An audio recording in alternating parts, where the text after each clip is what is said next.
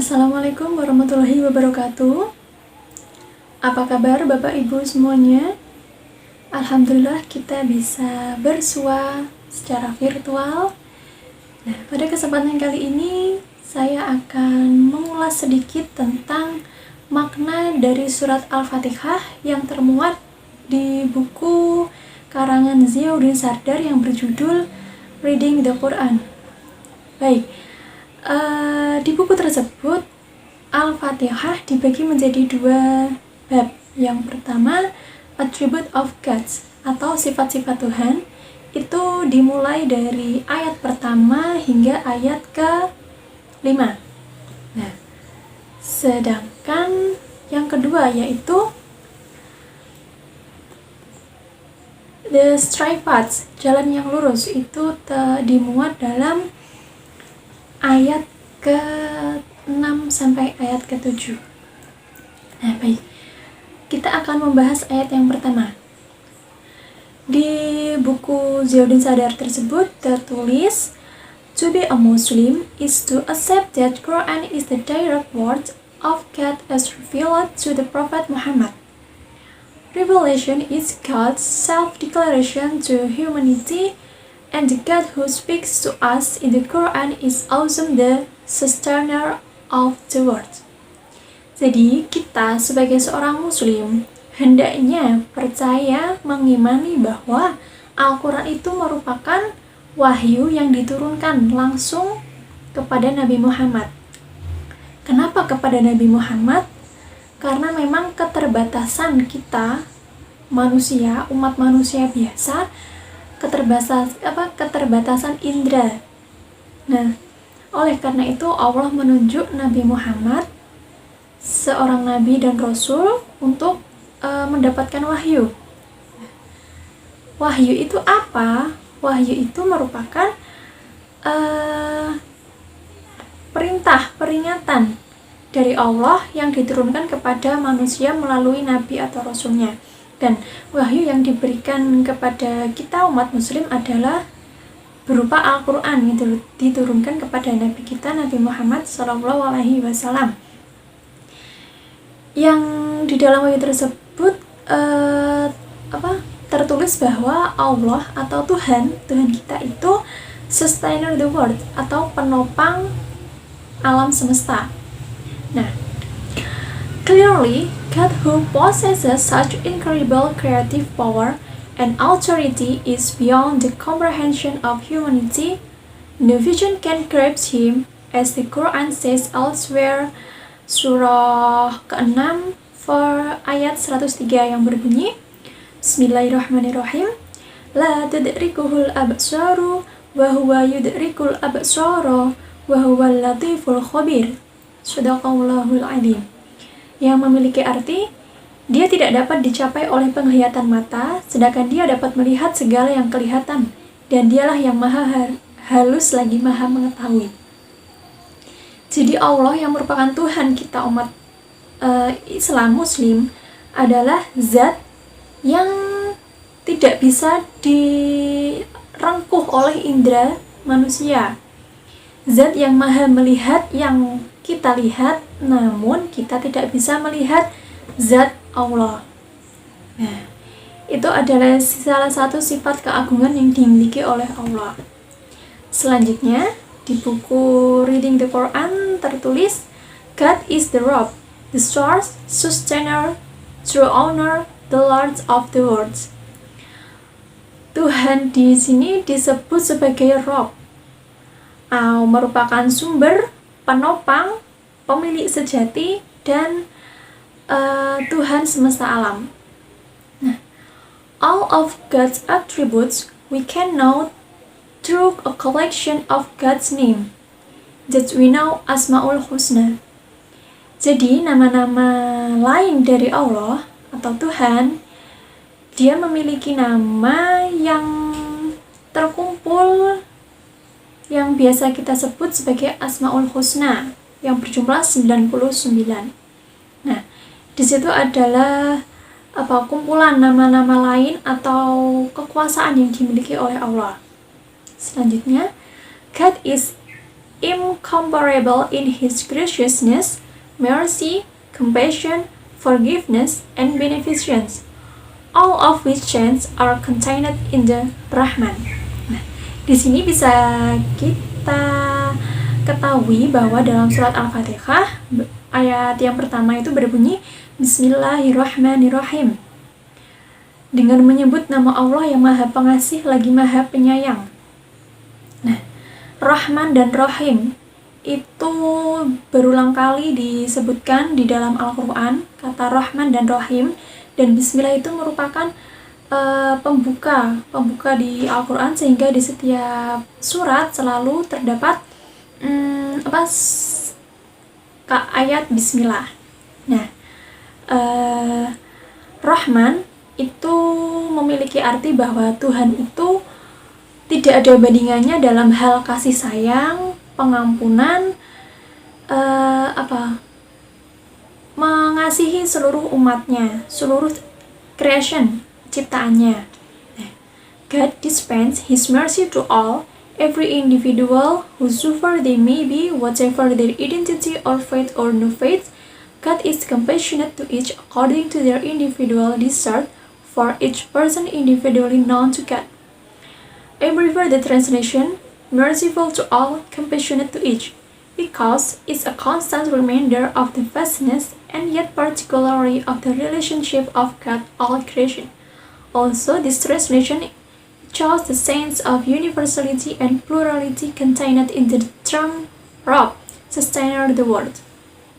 Nah, jadi Allah, Tuhan kita itu Dia tidak membeda-bedakan apakah makhluk ciptanya itu beriman kepada Dia, mempercayai Dia, apakah makhluknya itu berbuat baik atau berbuat buruk. Dia, Tuhan kita, tetap menyayangi, tetap mengasihi. Nah, itu membuktikan bahwa Tuhan adalah penopang semesta alam. Selanjutnya, Rahman and Rahim derive from the same root words, which is appropriate since we are to remember that God is one, yet multifaceted beyond our imagination. Rahman dan Rahim itu berasal dari akar kata yang sama.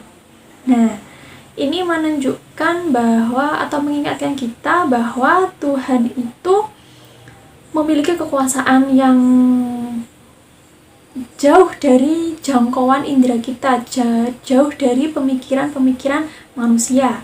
Nah, Rahman, as merciful to all, is the best way to indicate that all creation shares equally in this mercy, without regard to anything we do or act, no matter who we are, believers or not, Muslim or followers of the faith or no faith. God makes distinction and is ever ready to forgive. Nah, Rahman, merciful to all, pengasih semuanya.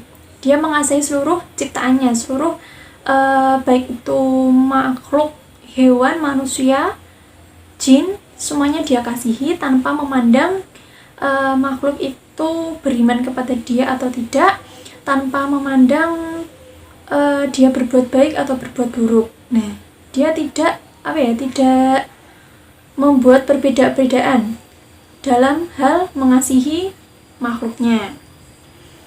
The good and bad may benefit equally from the fact that God is Rahman, but the fact that He is also Rahim means that His future beneficence is a function of His justice. God is compassionate to each according to our action.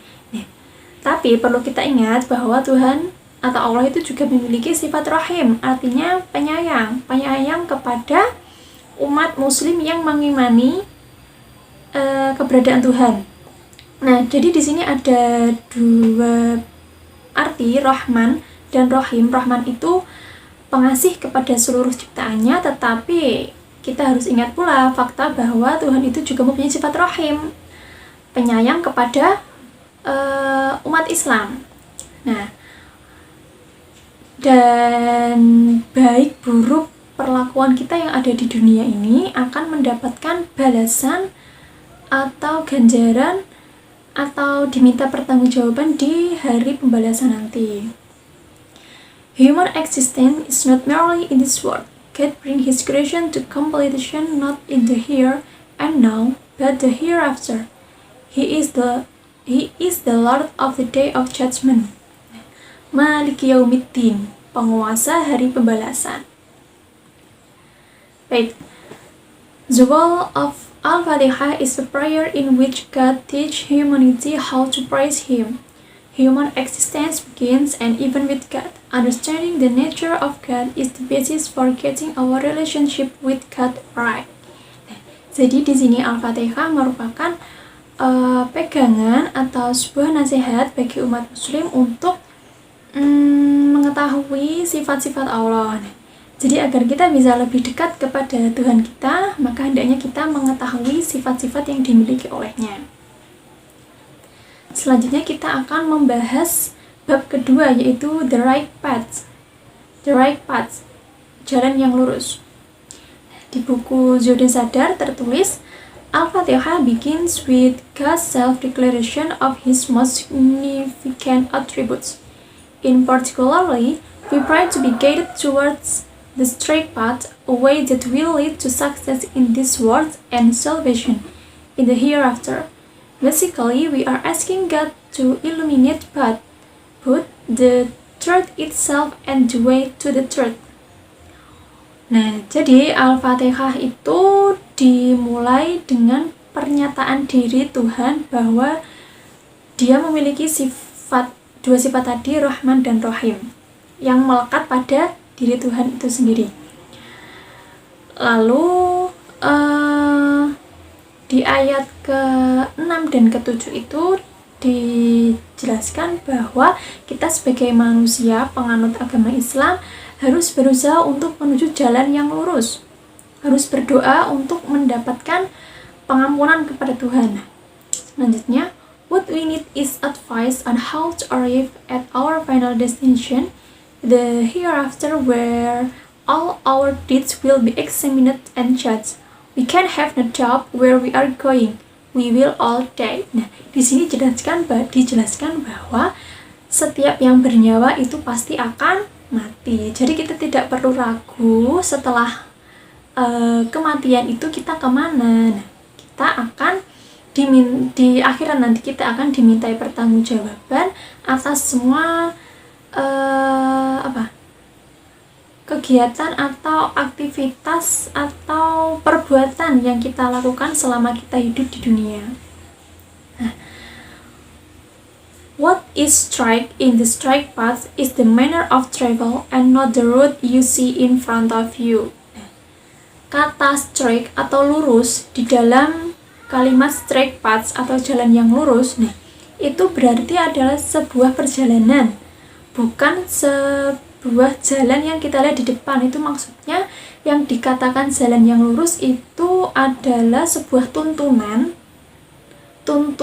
untuk kita meraih hidayahnya, untuk meraih tiket menuju surga.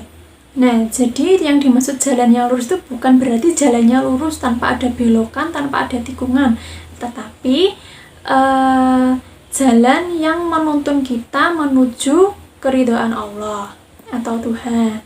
Nah, selanjutnya, the path as a conceptual tool, as a way of making choice between good, better or bad, worse or worse, ways of living on our journey through all the complexities of the time and circumstance in which we live. The Quran is not the first instance of revelation from God. All peoples that existed before the coming of the Quran received a warner. Nah, jadi